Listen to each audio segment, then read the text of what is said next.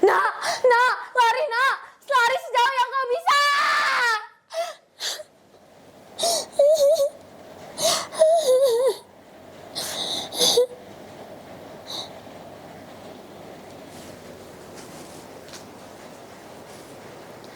Si ayah membeli sepeda, salah tujuan sampai Jakarta. Perkenalkan, nama saya Bernadette AP Griselda Prasetya dari SMP Negeri 7 Yogyakarta. Saya akan menceritakan kisah yang berjudul Timun Mas. Cerita ini saya adaptasi dari karya Yuniar Kairani yang diterbitkan oleh Kementerian Pendidikan Kebudayaan Riset dan Teknologi tahun 2023. Di sebuah desa, hiduplah sepasang suami istri petani yang sudah tua. Mereka sangat mendambakan seorang anak.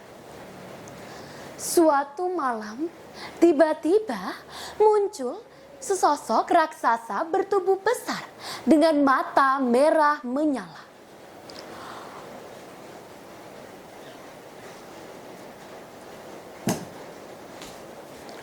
Aku bisa memberimu anak, tapi dengan satu syarat.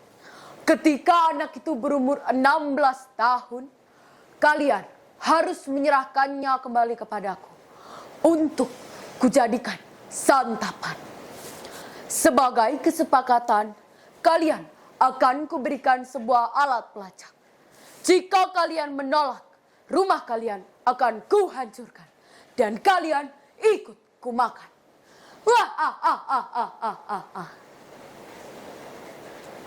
Karena begitu besar kerinduan mereka akan seorang anak, tanpa pikir panjang, sepasang suami istri itu pun menyetujuinya dengan berat hati.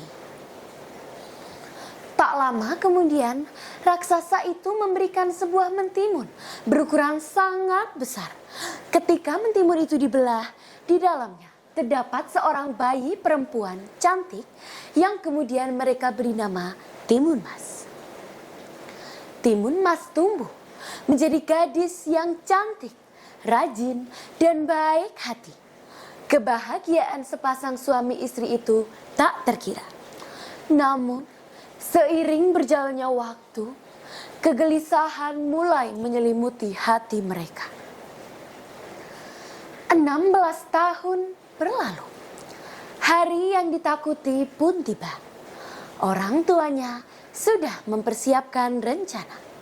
Mereka memberikan 3 bungkusan kain kecil yang telah mereka dapatkan dibantu oleh AI.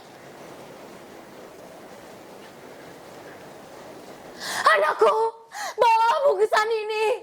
Ini adalah senjatamu. Senjata untuk menyelamatkan diri. Lari nak, lari, lari secepat yang kau bisa.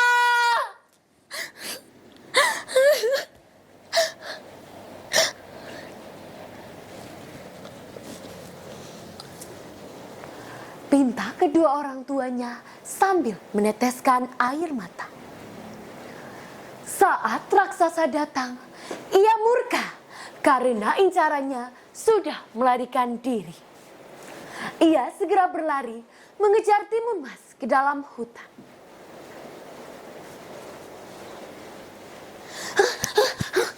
Halo AI, halo, bagaimana cara aku menggunakan senjata-senjata ini? Pinta Timun Mas. Cara menggunakan kan? Jawab AI. Halo AI, halo. AI tak berfungsi, tidak ada sinyal di sini. Ucap Timun Mas sambil berlari dari kejaran raksasa. Timun Mas melempar bungkusan pertamanya, yaitu biji-biji mentimun. Seketika, biji-biji itu berubah menjadi ladang mentimun yang sangat lebat. Raksasa sempat terhenti karena lapar dan mulai memakan mentimun-mentimun itu. Ia tertipu. Dengan ini, aku bisa melarikan diri. Tak Tak lama saat Timun Mas mengucapkan itu, raksasa menyadari bahwa itu adalah jebakan dan lanjut mengejar Timun Mas. Oh tidak, ia semakin mendekat. Mana ya? Yang ini saja deh. Hiya! Timun Mas mencari-cari bungkusan di tasnya. Lalu ia melemparkan bungkusan kedua, yaitu jarum-jarum. Seketika jarum-jarum itu berubah menjadi hutan bambu yang sangat lebat dan juga tajam. Kaki raksasa tertusuk-tusuk oleh bambu, membuatnya kesakitan dan larinya melambat. Dasar kau gadis licik. Aku akan mengejarmu sebentar lagi. Lihat saja. Timun Mas pun tidak menyerah. Ia terus berlari, bahkan memanjat pohon untuk mencari sebuah sinyal. Ia bertanya kepada AI miliknya sekali lagi. Halo AI, bagaimana cara melarikan diri dari raksasa yang amat besar dan mengerikan? Ternyata raksasa juga melakukan hal yang sama. Halo AI, bagaimana cara menangkap gadis kecil yang amat licik? Cara yang paling efektif adalah melacaknya menggunakan alat pelacak. Raksasa yang mengetahui itu seketika mengingat bahwa ia telah memberikan alat pelacak kepada orang tua Timun Mas. Dan raksasa berjalan balik ke rumah orang tua Timun Mas untuk memakan kedua orang tuanya.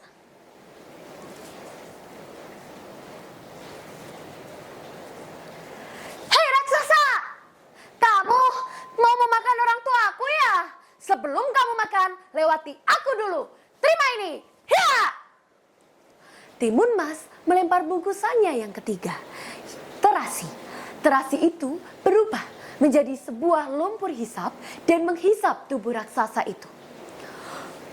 Gadis kecil, tolong keluarkan aku dari lumpur terasi ini. Aku hanya ingin berteman denganmu.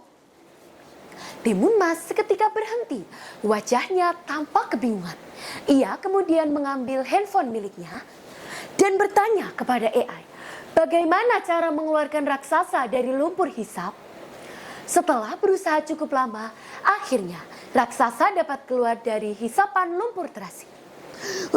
Terima kasih Timun Mas. Maaf ya, sebenarnya aku tidak ingin memakanmu. Aku hanya ingin berteman denganmu. Timun Mas merasa lega. Ternyata raksasa tidak ingin memakan dan mengganggu Timun Mas. Setelah beberapa saat, ia mendengar sebuah suara. Krrr. Kamu lapar? Ayo ke rumahku, kita makan bersama. Tapi aku kan besar, tidak muat untuk masuk ke rumahmu. Tidak apa-apa, kita makan di halaman depan saja. Lalu Timun Mas dan raksasa pulang ke rumah. Mereka makan bersama dan menceritakan kejadian yang mengharukan itu kepada kedua orang tuanya. Akhirnya mereka semua hidup bahagia bersama. Sekian dan terima kasih.